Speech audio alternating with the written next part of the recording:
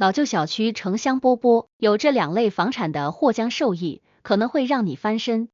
我们经常会在自媒体平台上刷到这样的内容，当一个外国人来到中国内地后，看着高楼大厦林立的现代化大都市，发出了感慨。甚至不光是这些人，连我们自己也经常会因为祖国迅速的城市化现代建设而震惊。就说上海和深圳这两座城市的变化速度太快了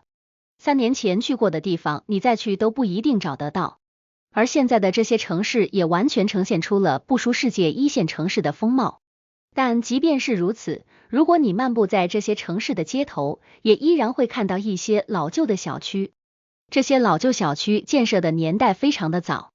外观看着跟旁边的国际都市感氛围有些格格不入，甚至就连公共设施也非常落后。这些落后在某种程度上也影响了居住其中的居民生活水平。作为城市发展的重要一环，这种老旧小区的改造在近2年被提上了日程。随着这个进程的推进，之前被人忽视的老旧小区突然成为了大家关注的热点。其中有2种类型的房产，几乎一夜之间就变成了市场的香饽饽。如果你手上恰好有，那么恭喜你，这可是前所未见的机遇，说不定凭它一下就实现了反转人生。老破小怎么突然引发了关注？提起老破小，从字面意义上来讲，应该没有购房人觉得这是一个值得入手的好选择吧？让我们想象一下，在咱们所居住的城市中，那些甚至比咱们年纪还大的老小区，破旧的外墙，一看就不是这个时代的产物。放在现在那些高楼大厦，时尚的玻璃幕墙，鲜艳砖瓦颜色的建筑旁边，里外透着可怜。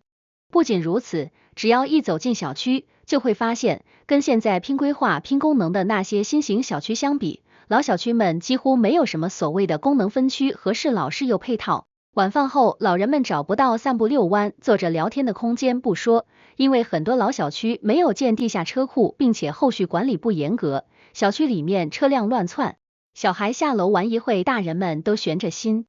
安全和休闲问题都得不到保障，就更不要说那些现代化的配套设施了。看到这里，你是不是也觉得，如果要买房，那是说什么都不能够买这样的小区？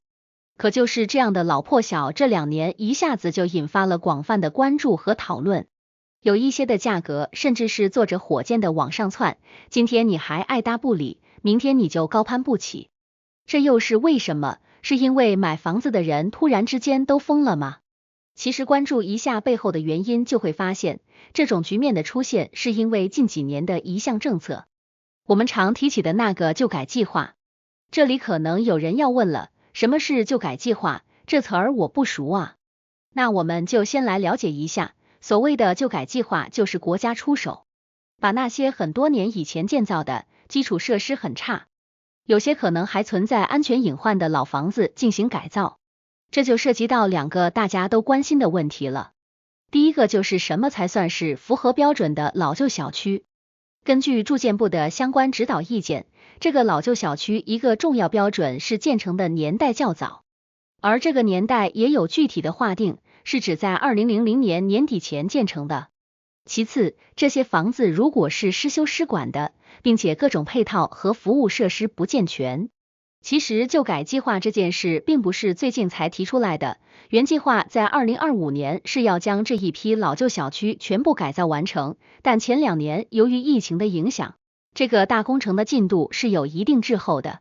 所以在2023年，住建部又发了关于扎实推进2023年城镇老旧小改造工作的通知，要求在2024到2025年加快这一工作的推进速度。大家关心的第2个问题就是，老旧改造是件好事，但是钱从哪里来是个大问题。所以这项工程到底是由谁来买单呢？这个在指导意见中也提到了，主要是政府主导，居民和社会力量协助，共同来完成这件利国利民的好事。当然，所谓的居民参与，并不一定是指住在这些小区里的居民要自掏腰包完成改造工作，这部分还有可能是由我们都在缴纳的住宅专项维修资金以及让渡部分公共收益等方式来实现。了解了这些问题之后，就是一个天大的好消息了。这个旧改计划会对两种房子产生极大的利好。如果手中持有，那么恭喜你，不必再羡慕那些拆迁户，下一个翻身的可能就是你。二、城市核心位置的老小区要打一个漂亮的翻身仗。我们都知道，城市的发展其实是沿着人们生活的聚集而发展的。把时间推到大多数城市的20多年前，那个时候的城市跟现在可还是有很大区别的。有些现在耳熟能详的所谓新区都还没有出现。那么你会发现，那个时候发展到需要盖楼房的地段，肯定都是这个城市的核心区域。随着经济生活的发展，虽然生活的轨迹有了扩大和延伸，但大多数的功能中心并没有发生最本质的区别。所以当时建在这里的老小区就会拥有这几个优点了。首先，交通特别便利，还有一些出门就是地铁，自商业很发达，生活十分便利。最后也是最重要的，因为很多高楼大厦和全新写字楼的诞生，好多公司都选择在这里设置办公室，这样一来，很多年轻人上班又会非常方便。即便不是年轻人上班，中年和老年人住在这里也十分方便。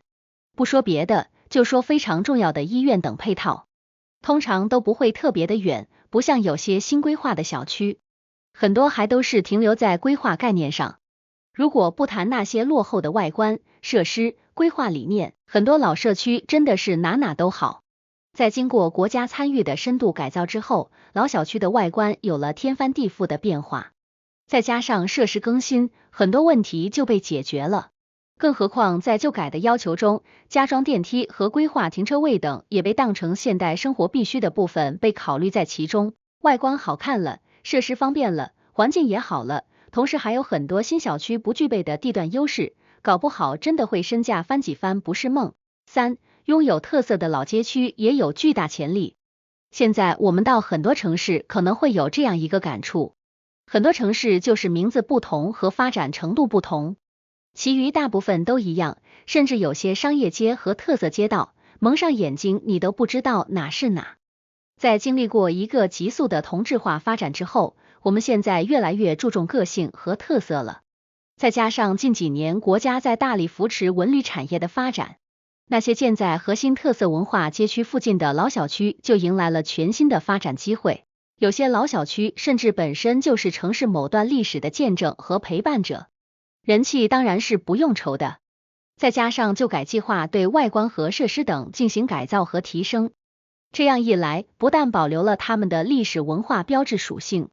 还提升了居民的舒适度。再加上纷至沓来的人潮，如果手上持有这样的房子，未来即便是不自住，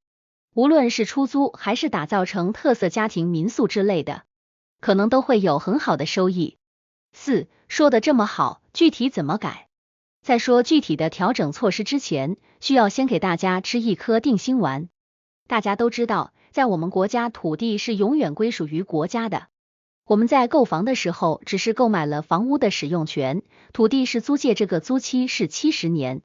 那么就会有很多人担心了，老小区建筑的年代太久远了，现在少说产权都过去了20多年，并且越早的剩余使用时间就越短，这样的房子真的没问题吗？答案是当然没有，这就要说到我们国家对于产权的认定了。不管咱们的房子是什么时候建的，这个产权的认定是有一个标准时间点的，那就是1995年的1月1日。哪怕是你的房子建筑年代早于这个时间，70年产权都是从这一天算起的。并且近2年的补充规定也明确了，即使70年产权结束，那也是自动续期的，并不存在到时间了，房子就不属于你了这一类的现象。接下来就是最重要的，这个旧改到底是要改哪里？我们在政府官方网站上找到了最初的规定内容，旧改主要包含了3个大的方面。第一个方面是基础类的改造，这一类指的就是那些影响到大家生活以及基本需求的方面，比如说几十年的老房子面临年久失修，各种电路等存在一些安全隐患，这就是主要被改造的内容。第二个方面是完善类的改造，这指的是我们有些关于便利和生活改善方面的需求需要被改造满足，比如很多老小区没有电梯，虽然楼层数不高，但老人出行时也是很麻烦的。这样的小区在改造的过程中就可能会安排加装电梯等。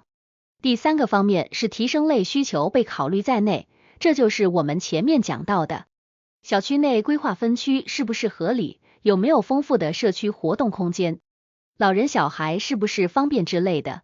在旧改的计划中，这部分也被考虑到，那些养老和托育以及很多卫生防疫的设施有可能会被放进一些老小区中。除了这些，为了让大家更加方便，还有一些社区服务和助餐、家庭保洁之类，现在很多缴纳高昂物业费才能拥有的小区配套，也有可能走进老旧小区之中。经过这样一系列的改造，老小区一定会焕发新的生命力，而价格当然也会水涨船高，这一点从住建部第一批更新改造的案例，北京的昌盛园社区就能够看到一些。怎么样，看到这里，你是不是也心动了？